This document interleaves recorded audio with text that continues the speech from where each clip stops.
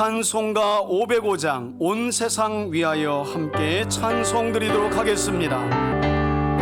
온 세상 위하여, 온 세상 위하여 나 복음 전하리. 만 백성 모두 나와서 주 말씀 들으라. 죄 중에 빠져서 헤매는 자들아, 주님의 음성 듣고서 구원 받아라. 전하고 기도해 매일 증인 되리라. 세상 모든 사람들 듣고 사랑할 도록 온 세상 위하여 이 복음 전하리. 저 죄인 회개하고서 주 예수 믿으라. 이 세상 구하려 주 돌아가신 것 나 증거하지 않으면 그 사랑 모르리. 전하고 기도해 매일 증인 되리라. 세상 모든 사람 다 듣고 그 사랑을 도록 온 세상 위하여 주 은혜 임하니. 주 예수 이름 힘입어 이 복음 전하자. 먼 곳에 나가서 전하지 못해도 나 어느 곳에 있든지 늘 기도 힘쓰. 전하고 기도해, 전하고 기도해 매일 증인 되리라. 세상 모든 사람 다 듣고 그 우리 2, 3절 한 번 더 부릅니다. 2절과 3절. 온 세상 위하여 이 복음 전하리. 저 죄인 회개하고서 주 예수 믿으라. 이 세상 구하려 주 돌아가신 것 나 증거하지 않으면 그 사랑 모르. 전하고 기도해, 전하고 기도해 매일 증인 되리라. 세상 모든 사람 다 듣고 그 사랑을 도록 온 세상 위하여 주 은혜 임하니.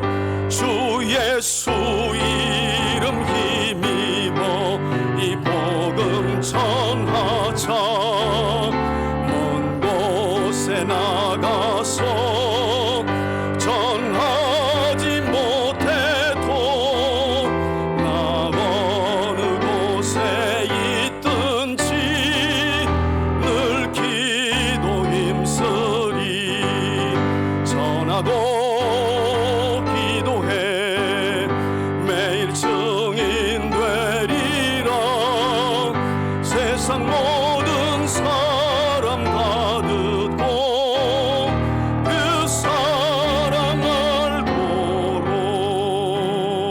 하나님의 말씀은 사도행전 20장 1절에서 16절의 말씀입니다.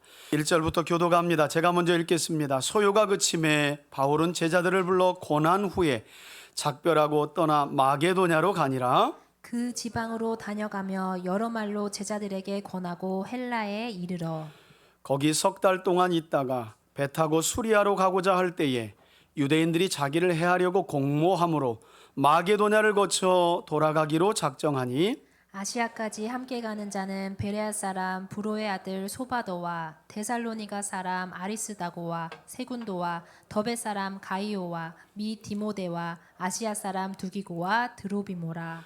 그들은 먼저 가서 드로아에서 우리를 기다리더라. 우리는 무교절 후에 빌립보에서 배로 떠나 닷새만에 드로아에 있는 그들에게 가서 이레를 머무니라. 그 주간의 첫날에 우리가 떡을 떼려 하여 모였더니 바울이 이튿날 떠나고자 하여 그들에게 강론할새 말을 밤중까지 계속하매 우리가 모인 윗다락에 등불을 많이 켰는데 유두고라 하는 청년이 창에 걸터 앉아 있다가 깊이 졸더니 바울이 강론하기를 더 오래 하매 졸음을 이기지 못하여 3층에서 떨어지거늘 일으켜 보니 죽었는지라. 바울이 내려가서 그 위에 엎드려 그 몸을 안고 말하되 떠들지 말라 생명이 그에게 있다 하고 올라가 떡을 떼어 먹고 오랫동안 곧 날이 새기까지 이야기하고 떠나니라.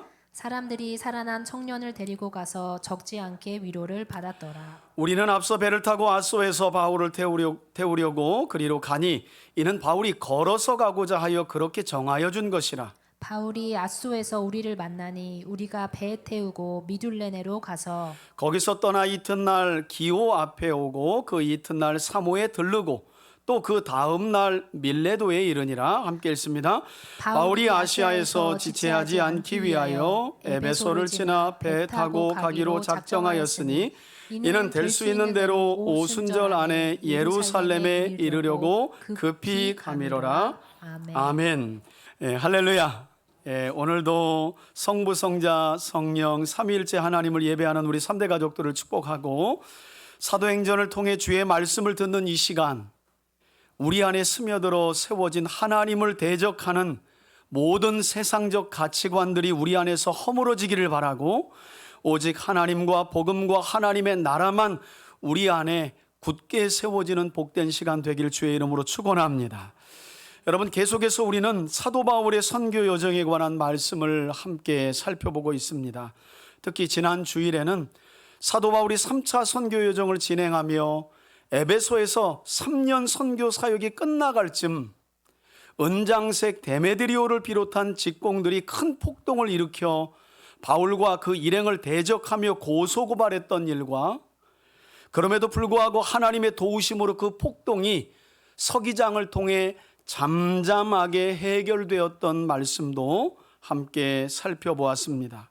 이렇게 제3차 선교 여정 중 또 한 번의 큰 위기를 벗어나게 된 사도 바울은 앞서 사도행전 19장 21절에 기록된 말씀대로 그가 작정한 대로 마침내 제3차 선교 여정 중 에베소를 떠나 마게도냐로 이동하게 되는 것입니다. 바울의 작정된 계획은 이처럼 마게도냐에서 아가야 지방에 세워진 교회들을 돌본 후에 예루살렘을 방문하고 그의 마지막은 당시 세계를 지배하는 심장부와도 같았던 로마 제국의 심장부인 로마로 향하는 것이 바울의 작정된 계획이었습니다. 그럼 그의 남은 여정이 어떻게 진행되는지, 그리고 그 여정에서 있었던 일을 통해 하나님은 이 자리에 있는 저와 여러분들에게 어떤 교훈과 메시지를 주고 계신지 가끔 지도도 앞에 보가면서 함께 본문의 말씀을 좀 살펴보도록 하겠습니다. 자, 1절입니다. 에베소에서 일어난 큰 소요가 그침에 몇만 명 되는 사람이 야외 원형극장으로 몰려들어서 위대한 우리의 여신 아데미요 하면서 바울과 바울의 일행들을 대적했던 말씀을 함께 살펴봤잖아요. 여러분, 아데미 여신을 숭배했던 에베소 사람들이 왜 바울과 바울의 전도를 그처럼 싫어했다고 말했습니까? 성경은 사람의 손으로 만든 것은 신이 아니라 이렇게 바울이 복음을 전했기에 에베소 하면 에베소의 여신인 아데미와 그의 신전을 섬기는 에베소 사람들에게는 이게 사망 선고와도 같은 말이었기 때문에 그처럼 바울과 바울 일행을 대적했던 것이었습니다. 그렇게 일어난 큰 소유가 잠잠하게 그침에 바울은 제자들을 불러 마침내 3년 만에 말씀으로 그들을 권면한 후에 그들과 작별하고 에베소를 떠나 어디로 갔다고요? 마게도냐. 여러분, 에베소를 떠나 바울이 향한 마게도냐가 어떤 곳입니까? 그곳은 사도 바울이 제2차 선교 여정 당시에 드로아에서 성령께서 환상을 보여주셨고 그 환상을 따라 바울은 소아시아로 전도 방향을 정했지만 하나님은 바울에게 환상을 통해서 유럽인 마게도냐로 건너와서 복음을 전하라는 뜻을 보여주셨습니다. 바울이 이런 성령의 인도하심에 순종하여 드로아에서 배를 타고 네아폴리 항에 이르러 가지고 빌립보에 도착하게 되죠. 그래서 사도행전 16장에 보면 우리가 잘 아는 대로 그곳에서 귀신 들린 여종을 고쳤고 자주색 옷감을 팔았던 루디아를 만나서 빌립보 교회가 그 당시에 마게도냐에 세워진 겁니다. 그리고 빌립보에서 데살로니가로 이동을 바울이 하게 되는데 유대인들의 저항이 얼마나 거셌는지 바울이 데살로니가에서는 3주밖에 복음을 전하지 못하고 그곳을 떠나요. 그런데 놀랍게도 고린도에 와서 이후의 이야기를 들어보니 3주밖에 복음을 전하지 못했던 이 데살로니가 지역에 성도들이 바울이 전한 복음을 굳게 붙들고 믿음의 역사와 사랑의 수고와 소망의 인내를 가지고 예배를 드리고 있었다라는 소식을 바울이 듣게 됩니다. 그 교회가 바로 마게도냐의 두 번째로 세워진 데살로니가 교회예요. 여러분, 이 데살로니가 교회에서 3주 만에 바울이 이동한 곳이 베레아입니다. 이곳도 마게도냐에 있는 교회였어요. 베레아에 도착한 바울은 자신의 설교를 듣고 가정으로 돌아가 한 주간 선포된 말씀을 매일의 삶 속에서 묵상하고 상고했던 베레아 사람들을 기억하고 있죠. 여러분, 그렇게 바울이 제2차 선교 여정 중에 마게도냐를 지나면서 빌립보 교회, 데살로니가 교회, 그리고 우리가 잘 아는 이 베레아 교회를 세웠던 것입니다. 바울은 지금 3차 선교 여정을 진행하며 에베소를 떠나 2차 선교 여정 중에 복음을 전하여 세워진 그 교회들을 재방문하고 있다는 거예요. 우리 사도행전 안에는 자세한 내용이 기록되어 있지 않지만 바울은 마게도냐에 세워진 이 교회들을 방문하여 성도들을 주의 말씀으로 교육했을 것이 분명합니다. 그 내용이 2절에 아주 간략하게 나와 있어요. 2절을 보시면 에베소를 떠나 마게도냐로 도착한 바울이 그 지방으로 다녀가며, 그러니까 그 지방에 빌립보 교회, 데살로니가 교회, 베레아 교회가 있었던 거죠. 여러 말씀으로 제자들에게 권면하고 마침내 마게도냐 지역을 거쳐서 아가야 지방이 있는 어디예요? 헬라에 이르렀다, 이렇게 말씀해요. 여러분, 이렇게 제가 자세한 설명을 드려도 지명을 알지 못하는 여러분들에게는 조금은 방언으로 들릴 것 같아요. 도대체 에베소를 떠나 마게도냐를 떠났는데 빌립보는 어디이고 데살로니가는 어디이며 베레아는 어디인가? 앞에 지도 한번 보겠습니다. 여러분, 지도 보시면 바울이 지금 에베소를 떠난 겁니다. 여러분, 3차 선교여정 점선으로 지금 바울이 여기서 3년 동안 에베소에 있었습니다.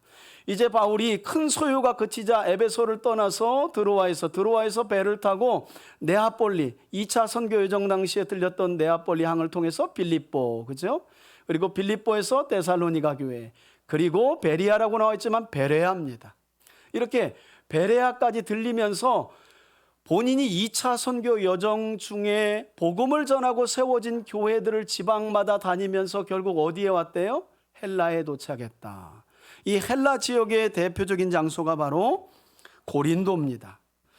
자, 이제 저를 보시고요. 여러분, 이 헬라 지역의 3절에 보면 헬라 지역에 도착해서 바울이 얼마 기간 머물렀대요? 3개월 동안 머물렀다는 거. 석 달을 머물게 되는데, 이때 로마서 15장 25절로 26절에 보면 바울은 이렇게 헬라 지역인 고린도에 머물면서 어떤 안타까운 소식을 듣게 되느냐? 로마에 세워진 가정교회들 안에서 여러 가지 분쟁이 있다는 소식을 듣고요. 이곳 헬라, 곧 고린도에서 3개월 동안 머무는 중에 바울이 로마에 있는 가정교회들에 대한 문제를 듣고 그 문제를 해결하기 위해서 펜을 들고 로마서를 기록했습니다. 그리고 그렇게 기록된 로마서를 고린도에서 가까운 항구가 있는 갱그리아에 세워진 갱그리아 교회의 여집사 베베의 손을 통해 로마에 전달했다라고 로마서는 기록하고 있습니다. 뿐만 아니라 이 헬라에 3개월 머무는 동안 고린도후서를 보면 바울은 이때 헬라 지역에 속한 이 고린도에 머물며 어려움에 처한 예루살렘 교회를 돕기 위해 구제 헌금을 독려하였다는 말씀도 있어요. 그러니까 여러분, 에베소를 떠나 마게도냐와 헬라 지역까지 3차 선교 여정을 진행했던 바울의 선교 목적은 단순히 1차 복음을 듣고 세워진 교회들을 재방문하여 그들에게 주의 말씀을 전하고 일종의 제자 양육을 하기 위한 1차적인 목적도 있지만 그 안에 어떤 목적이 있냐면 당시 예루살렘 교회가 유대교의 극심한 박해와 기근까지 당하여 어려움 중에 있었는데 여러 예루살렘 외의 모든 교회들에게 바울이 서신을 보내가지고 사실 우리가 복음을 알게 된 건 예루살렘 교회로부터 아니냐. 그런데 그 어머니와도 같은 예루살렘 교회가 기근과 환난과 유대인의 박해로 너무 어려움을 당하니 우리가 구제 헌금을 좀 모두어서 전달하자. 바울이 복음 주의 말씀을 전하고 제자 양육을 하면서 함께 전했던, 그리고 헬라 지역에 석 달 동안 머물면서도 고린도 교회 성도들에게 예루살렘 교회를 위한 헌금을 모금하도록 독려했다고 고린도후서는 또한 밝히고 있습니다. 그래서 여러분, 보통 지금도 선교를 하게 되면 그냥 복음만 들고 가지는 않잖아요. 우리가 대부분 어려운 나라로 가게 될 때 어려운 상황 속에 있는 자들에게 우리가 물질도 가져가고 그 지역에서 필요한 것들을 우리가 한국에서 구입해서 우리가 지금 뭐 라오스 신학교라든지 여러 군데 우리가 선교하는 곳들도 그러지 않습니까? 여러분, 가서 그들은요 당장 어려움에 처해 있어서 뭐 복음보다는 뭐 먹을 거, 돈, 필요한 것들을 원하기 때문이죠.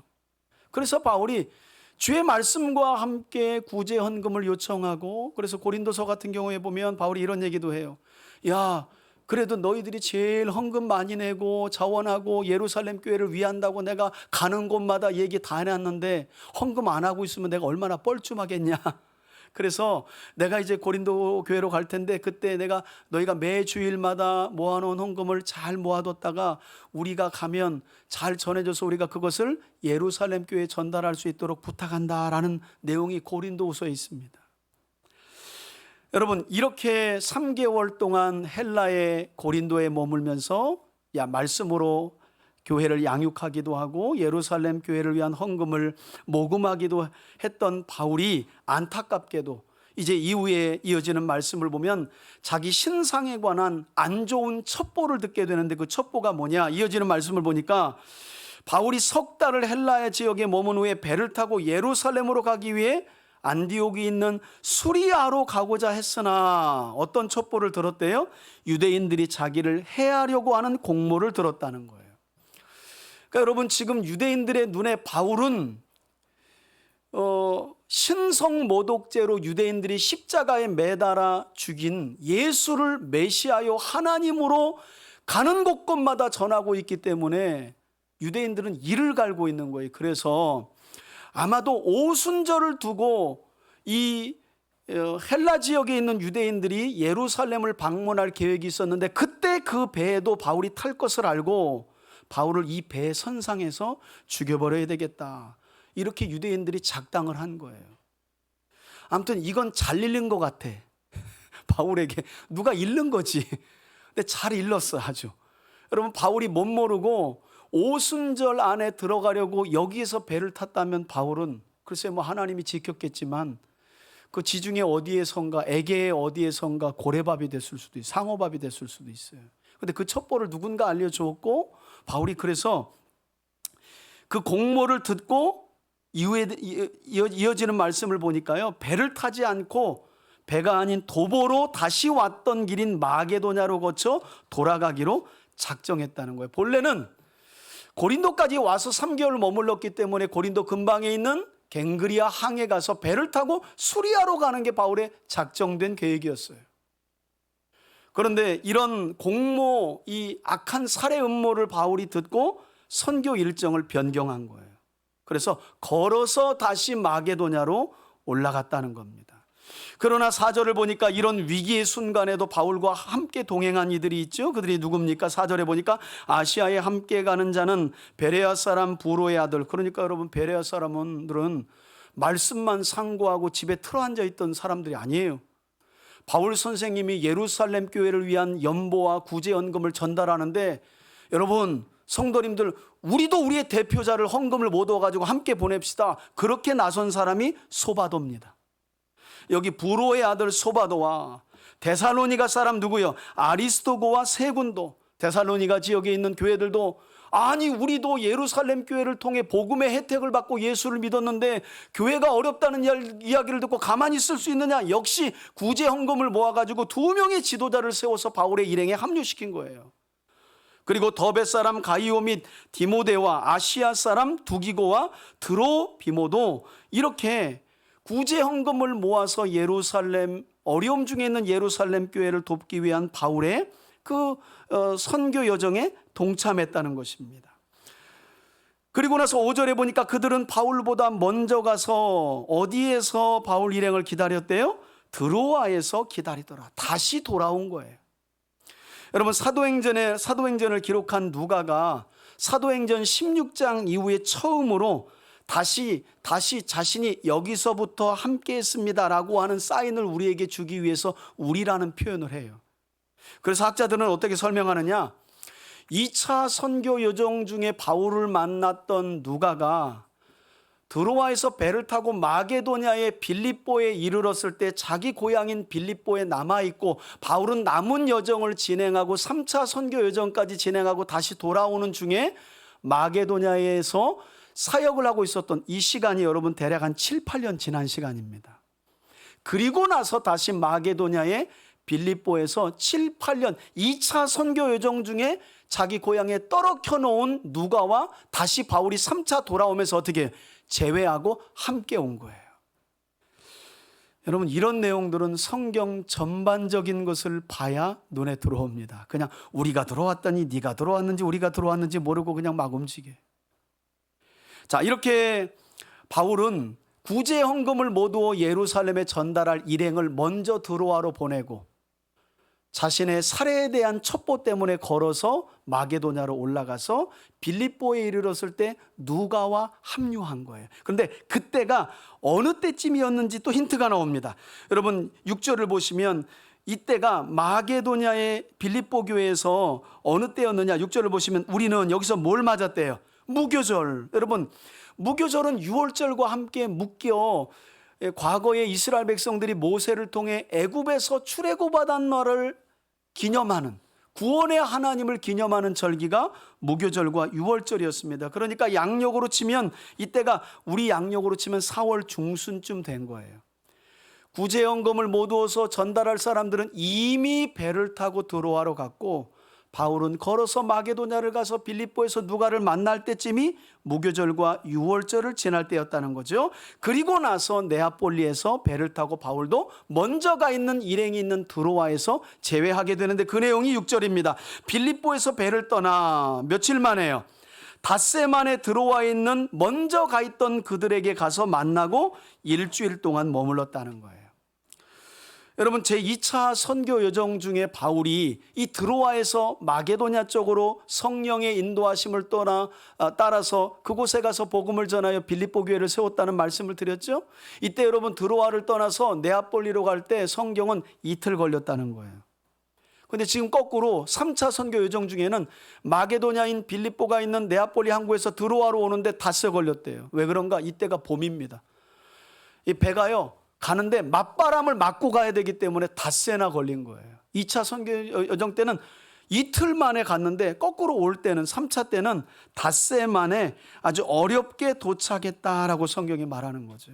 그리고 이처럼 드로아에 도착하여 먼저 보냈던 일행과 재회하게 된 바울은 그곳에서 이래 동안 머물며 어떤 선교 사역을 진행했느냐? 사실 드로아 교회가 있었는지 드로아에서 왜 바울이 방문했는지는 몰라도 아무튼 요 7절부터 이어지는 드로아 교회에서 청년 유두고가 설교 듣다 3층에서 떨어져서 죽은 건 사람들이 다 기억하더라고. 근데 여러분 가만히 생각해 보시면 성경이 뭘 그리 중요한 이야기라고 설교 듣다 3층에서 떨어져 죽은 청년이 살아난 이야기를 우리에게 들려줄까를 한번 관심 가져볼 필요가 있어요. 성경이 말씀하고자 하는 바는 조금 이따도 말씀드리겠지만 설교할 때 졸면 큰일 납니다. 이것도 아니에요. 괜히 목사님들이 그냥 겁줄 내용이 없으니까 그걸로 그냥. 여러분 7절을 보십시오. 그 주간의 첫날에 하면서 드로아에서 일주일 동안 머물며 시작된 이 바울의 선교 사역이 이곳에서 이제 시작되는데 그 주간의 첫날이라 그러죠. 여러분 유대인들에게 주간의 첫날은 토요일 안식일이 끝나고 새로운 한 주가 시작되는 일요일입니다. 그런 점에서 여러분 신구약 성경을 통틀어서 유대인들과 같이 토요일 안식일이 아니라 일요일에 정기 예배가 있었다라고 하는 근거가 여기 처음 나오는 거예요. 여기에. 주일인 일요일에 2000년 전 초대교회 성도들이 모여서 그 근거가 이어지죠. 일요일인 주일에 우리가 떡을 떼려 하여 모였더니 여러분 이 떡이 바로 애찬과 성찬입니다. 오늘날 교회는 2세기 이후에 이 애찬과 성찬을 분리하게 되었는데 초대교회는 떡과 포도주를 먹고 마시는 것이 예배 후에 그냥 자연스럽게 예배의 하나의 어떤 과정으로 지냈어요. 그래서 떡을 떼기 위해서 모였다라고 하면서 이 모임이 단순한 그냥 바울이 지나가면서 야 모여보세요 제가 말씀 좀 전할게 이게 아니라 공적인 모임이었다는 사실, 지금처럼 주일 예배였다는 사실을 우리에게 가르쳐주고 있는 거죠. 이때 바울이 이튿날 떠나고자 하여, 여러분 벌써 7일이 지나요. 6일째입니다. 그들에게 곧 드로아 교회 성도들에게 주의 말씀을 강론하는데 내일 이제 드로아를 일주일 만에 떠나야 되니까 바울이 마음이 좀 급했나 봐요. 그래서 밤중까지 어떻게 해요? 말씀을 계속 증언했다. 여러분 17절 이후의 말씀을 보면 왜 바울이 이렇게 드로아에서 밤이 새도록 성도들을 놓고 드로아 교회에서 말씀을 전하며 이야기했는지 알 수 있어요. 바울이 기도하는데 성령께서 이런 말씀을 이미 주신 거예요. 바울아, 이제 내가 예루살렘으로 돌아갈 텐데 네가 돌아가서 맞이하게 될 예루살렘의 상황은 혼란과 결박밖에 없다. 그러니까 바울은 이 드로아 교회 성도들을 이제는 다시 못 볼 수도 있기 때문에 일주일 동안 그곳에 머물며 하나님의 말씀을 전하는데 6일째에는 어떻게 해요? 설교가 엄청 길어진 거예요. 사실 여러분 설교라기보다는 원어를 보면 하브루타입니다. 토론한 거예요. 말씀을 가지고 전하기도 하고 묻고 토론한 겁니다. 이야기식으로. 이렇게 밤이 새도록. 왜? 이제 이곳을 지나서 예루살렘으로 가면 바울은 순교하게 될 상황을 맞이할 수도 있으니 바울의 마음이 이렇게 간절했던 거예요. 문제는 그 과정에서 우리가 잘 아는 대로 생각지 못한 불의의 사고가 발생한 것인데 8절에 보시면 우리가 모인 지금 드로아 교회에 있는 겁니다. 윗다락에 등불을 많이 켰는데 여러분 전기가 아니에요. 그 당시에 아마도 그래도 재력이 있는 성도 중에 하나가 자기 가정을 오픈하고 3층 정도 되는 그런 공간에서 등불을 켜놓은 겁니다. 여러분 창을 열고 등불, 횃불, 기름. 그러니까 그냥 단순하게 성경을 읽을 때 아이고 여기 건방지지, 바울 선생님이 목사님 설교하는데 창틀에 걸터 앉았어? 야 이놈은 이거 분명히 이건 믿음이 없는 놈이야, 이렇게 생각할 수 있는데 여러분 그렇지 않아요. 당신은 횃불로 밝히는 거지 밤중이래잖아요. 그러니까 여러분 횃불을 밝히니까 공간 안에 연기가 끓음이 어떻게 해요? 많죠. 그러니까 아마도 환기 차원에서 너무 캐캐 먹고 연기가 있으니까 환기 차원에서 창틀로 가서 앉아 있었을 수도 있어요. 제 말을 들어보니까 설득이 되죠. 아니 이놈이 설교하는데 건방지게 창틀에 왜 앉아 있어? 우리는 이렇게 생각하는 거 아니에요. 당시 배경을 다 무시하고. 자, 등을 많이 켰다는 거죠. 많이 켰다는 건 그만큼 지금 드로아 성도들이 모인 그 장소가, 가정교회가 어떻게 해요? 넓었다는 거예요. 꽤 컸다는 거예요. 등불이 많았다는 건. 자, 그리고 나서 그런데 이 유두고라고 하는 청년이 창에 걸터 앉아 있다가 어떻게 해요? 여러분 바울도 설교하면서 사람 재웠습니다. 그러니까 목사님 설교가 졸려요. 이건 당연한 값이라고 보시면 돼. 예, 여러분 당연한 값이. 아니, 사도 바울도 저는 사람은 안 죽여요 설교하면서. 바울은 사람을 거시겠어요. 예, 설교가 얼마나 길었는지 이 창틀에 앉아 있다가 유두고가 결국엔 떨어지고 말죠. 여기 보니까 졸음을 이기지 못하여 3층에서 떨어지거늘 일으켜보니 이미 죽었다는 거예요. 여러분 고린도후서 12장을 보면 바울이 이런 말 하죠. 자신이 개척한 고린도 교회 성도들이 자신을 배척하자 나도 좀 신령한 경험 좀 한번 자랑해 볼까? 나는 3층 천에 가서 하나님의 음성을 들은 사람이야. 이렇게 자랑하는 내용이 나오잖아요. 누구는 하나님이 계신 3층 천에서 하나님의 음성을 듣는 경험도 하는데 누구는 설교 듣다 어떻게 해요? 3층에서 떨어져. 같은 3층인데 왜 이렇게 달라? 그러니까 말씀을 어떻게 듣느냐에 따라서 누구는 3층 천에 가서 하나님의 음성을 듣고 누구는 3층에서 떨어지는 거예요. 자, 분명한 것은 지금 사도행전을 기록하고 있는 기록자이자 당시 현장에 있었던 누가가 우리라고 자꾸 말하잖아요. 누가가 여러분 사도행전과 누가복음을 기록한 누가는 직업이 의사입니다. 그러니 누가가 유두고가 죽었다라고 말하는 것은 어떻게 해요? 사실인 거예요. 누가가 사도행전에 분명히 죽었다고 말해. 일으켜보니 죽었더라. 의사였던 누가가 사망 사실을 확인하고 기록한 거 보니까 분명하게 죽은 것으로 보이죠. 한 가지 여기서 우리가 바로잡아야 할 것은 아까 말씀드린 것처럼 일부 우리 목사님들이 여러분 말씀 듣는 게 너무 중요합니다. 설교 시간에 졸면 안 됩니다 하는 그 예로 유두고가 바울의 설교를 듣다 3층에서 떨어져서 죽은 일도 있습니다 라고 예시를 가지고 약간 좀 돌려가면서 졸지 말라고 이야기하는 경우가 있는데 여러분 좀 배경을 이해하셔야 됩니다. 지금으로부터 2000년 전 소아시아 지역에는 여러분 대부분의 사람들이 여러분 지금 일요일 날 우리가 지금 토요일까지도 직장 안 나가잖아요. 주일인 일요일 날 직장 안 나가고 쉬기 시작한 게 얼마나 됐을 것 같아요? 한 1000년 됐을 것 같아요? 여러분 100년도 채 안 됐습니다. 일요일 날 이렇게 우리가 쉬는 게 공적으로 쉬는 게 100년도 채 안 됐어요. 여러분 조선시대 일요일이 있습니까? 어디 있습니까? 노동자들은 계속 일하는 겁니다. 그리고 여기 또 하나 나오는 게 유두고는 7절은 청년이지만 그 뒤에 나오는 청년이라는 말은 여러분 헬라어가 소년입니다. 그러니까 그 당시 사람들은 평일과 일요일이 없어요. 낮에 아침부터 저녁까지 열심히 일한 거예요. 노동에 시달린 거예요. 그리고 주일을 맞아 공적인 모임인 드로아교에 간 거죠.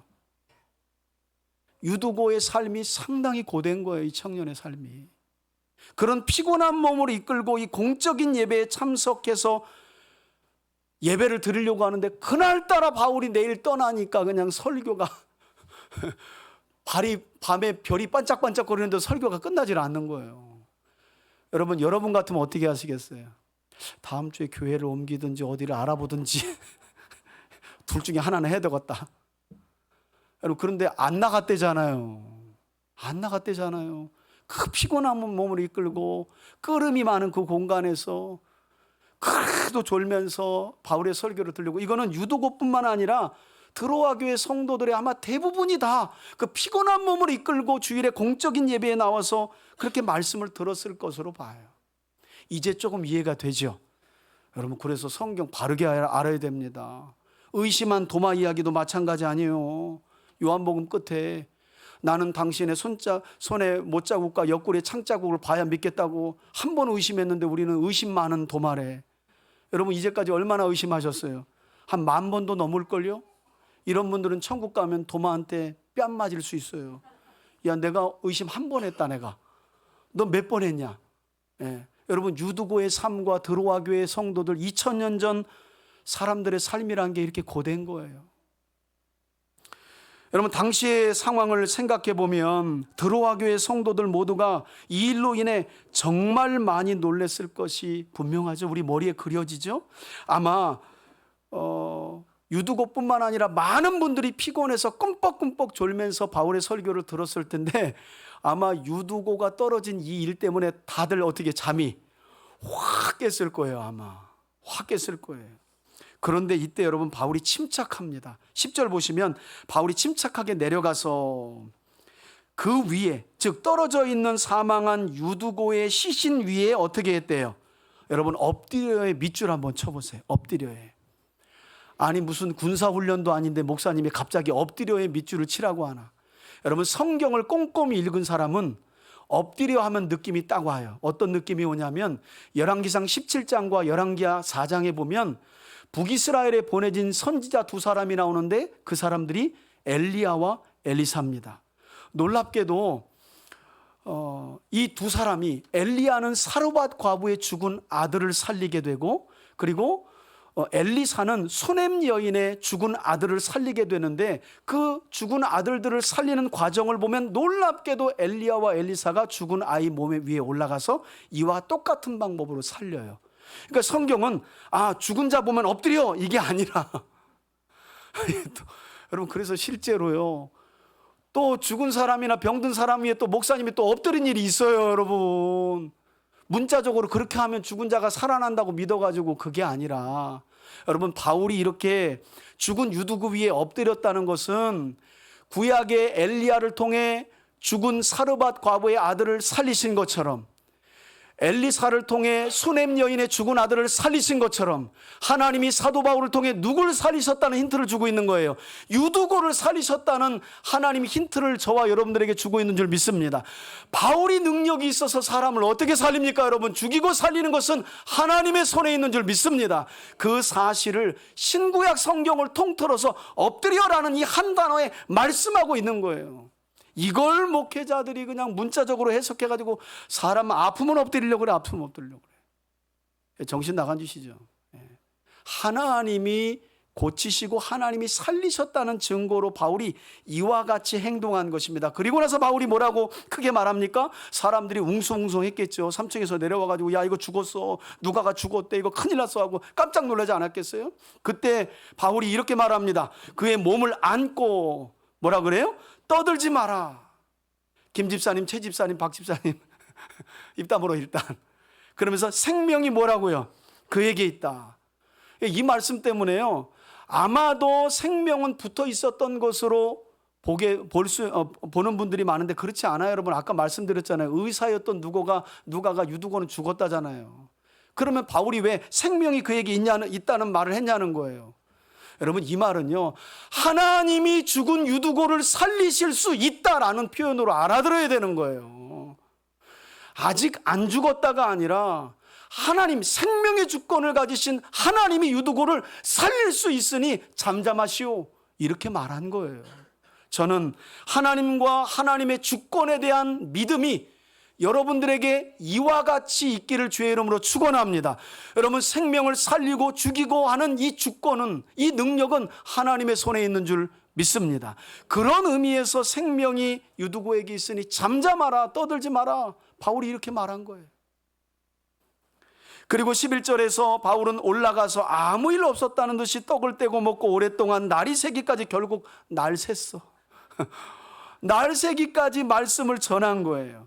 여러분 이처럼 죽은 유두고가 다시 살아났음에도 불구하고 아무렇지 않게 더군다나 바울은 봤지 내가 이런 사람이야 하고 어깨에 힘주지 않았어요.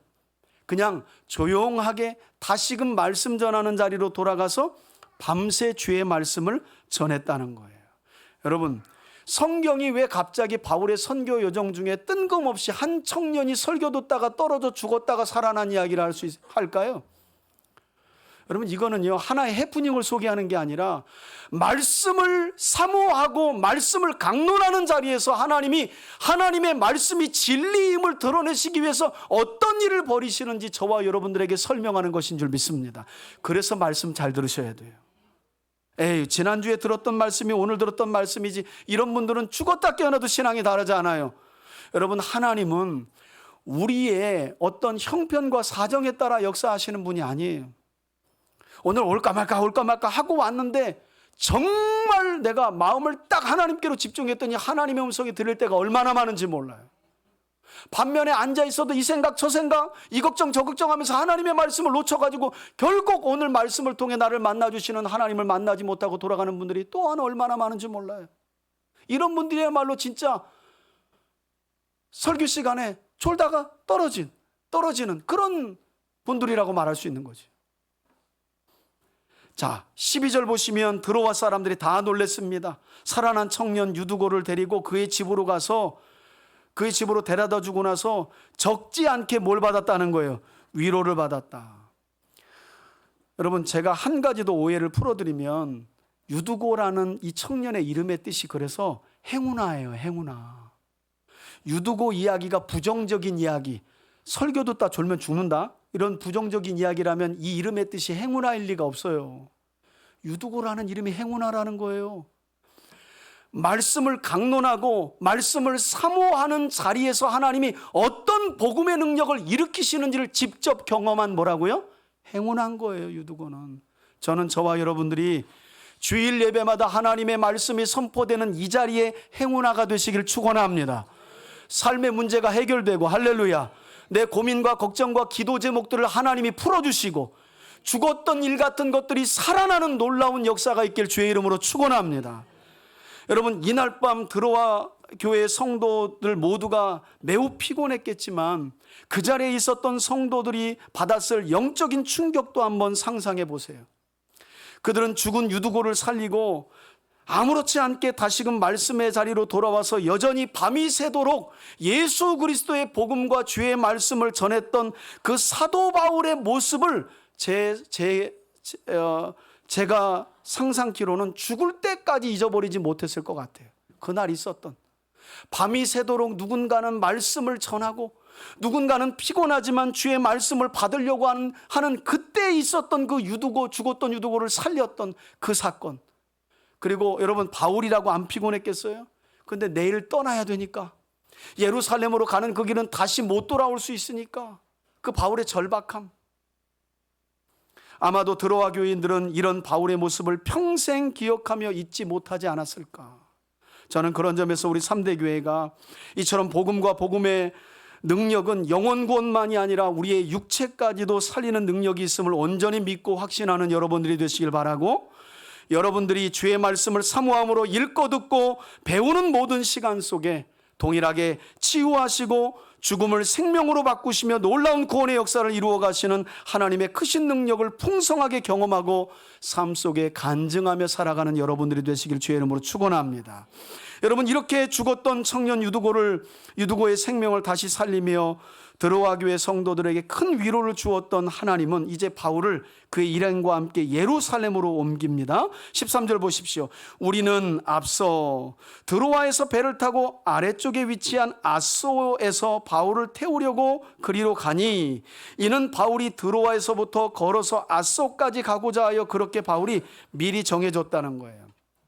웬일인지 바울이요, 오순절 안에 예루살렘에 가야 되는데 드로아에서 아래쪽에 위치한 아소로 가는데 배를 안 타고 자네들이 먼저 배를 타고 가게, 나는 육로로 걸어서 가겠네. 여러분, 이 거리가 짧은 거리가 아닙니다. 이 드로아에서 아소까지가 50km예요. 빠른 사람의 보행으로 하루길 아주 바짝 빠르게 걸으면 하루길이에요. 어떤 분들은 그래서 그래요. 아우, 바울이 걷는 걸 좋아했나 봐. 여기 걷는 거 좋아하시는 분들 있어요? 물어보면 없더라고요. 운동하는 거 빼고. 여러분, 바울도 고대요. 근데 왜 걸어갔을까? 아마도 배를 타고 가면 만나지 못할 교회와 성도들이 있었기 때문에 바울은 자네들 먼저 배를 타고 가게, 나는 육로로 드로아에서 아소까지 가겠네 하고 갔던 것 같아요. 여러분, 복음서에 보면 유대인들이 절대 이 나사렛, 갈릴리 쪽에 있는, 북쪽에 있는 유대인들이 남쪽에 있는 예루살렘으로 갈 때 절대 지나치지 않는 곳이 사마리아입니다. 사마리아인들을 부정하게 유대인들이 여겼기 때문이에요. 그런데 놀랍게도 예수님이 일부러 사마리아를 통과하여야 하겠는지라 이렇게 말씀하시죠. 그리고 그때 구원한 여인이 누구예요? 수가성의 여인과 그 마을 사람들이었습니다. 여러분, 예수님이 사마리아로 들어가면 유대인들은 당장 손가락합니다.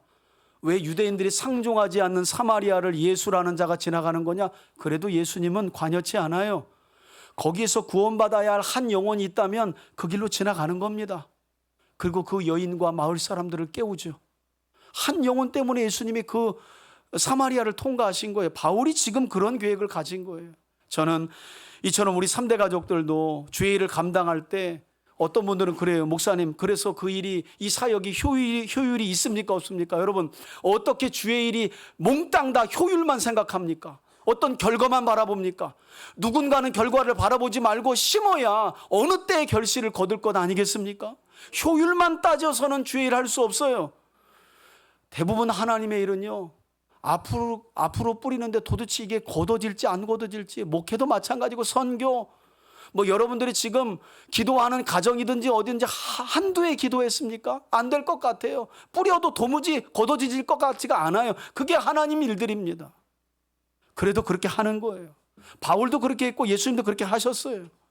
저는 이런 한 영혼을 위한 수고를 기꺼이 감내해내는 우리 3대 가족들이 되기를 주의 이름으로 축원합니다. 그리고 이어지는 14절을 보십시오. 바울이 아소에서 배를 도착한 우리를 만나니, 우리가 약속대로 바울을 배에 태우고 아소의 남쪽에 위치한 마둘레네, 이 마둘레네로 가서 거기서 떠나 이튿날 또다시 그보다 남쪽에 위치한, 지금 바울은 계속 섬에서 섬으로 지금 예루살렘으로 향하고 있는 중입니다.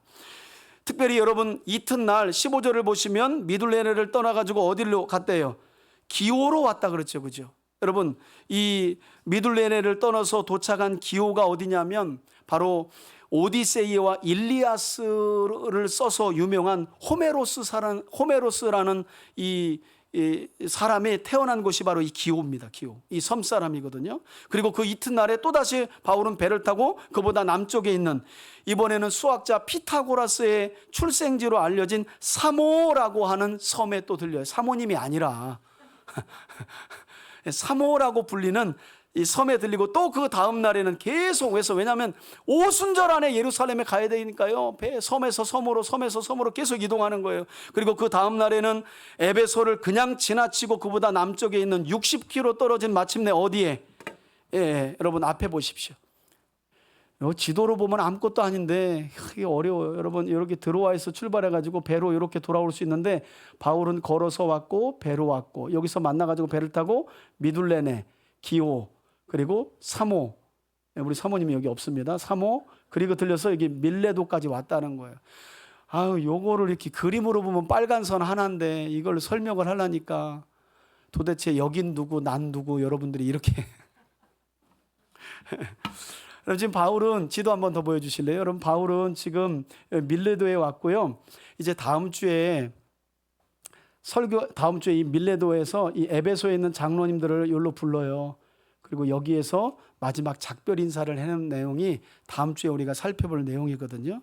자, 오늘 다시 본문으로 돌아와서 마지막 16절입니다. 이렇게 밀레도에 도착했고, 이는 바울이 아시아에서 지체하지 않기 위하여 3년 동안이나 머물며 선교했던 에베소는 그냥 지나갔고, 배를 타고 가기로 작정하였으니 할 수만 있는 대로 언제 안에요? 오순절 안에 예루살렘에 이르려고 어떻게 했대요? 급히 갔다. 여러분, 오늘 우리는 에베소를 떠나 마게도냐와 아가야를 거쳐 예루살렘으로 향하는 바울의 긴박한 선교 여정의 일부를 우리 사도행전 20장의 말씀을 통해 함께 살펴봤습니다.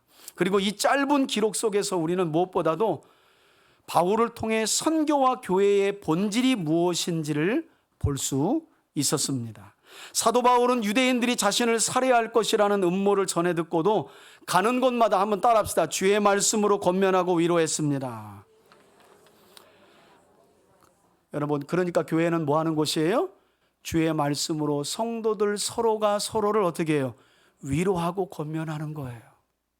헐뜯고 남 얘기하고 뒷담화하고 그런 것이 교회가 아니라, 교회는 주의 말씀으로 뭐 하는 곳이라고요? 위로하고 권면하는 곳이라는 거예요. 바울이 가는 곳마다 주의 말씀으로 권하여 권면하고 위로했다는 거죠. 그리고 바울은 유두고의 죽음 앞에서도 생명의 주권을 가지신 하나님을 절대적으로 신뢰하며 생명이 그에게 있다라고 외치면서 결국 그를 다시 일으켜 세우며 선교와 교회의 본질은 한번 따라합시다. 죽은 생명을 살리는 것입니다. 여러분, 이 사실을 우리에게 몸소 보여준 거예요.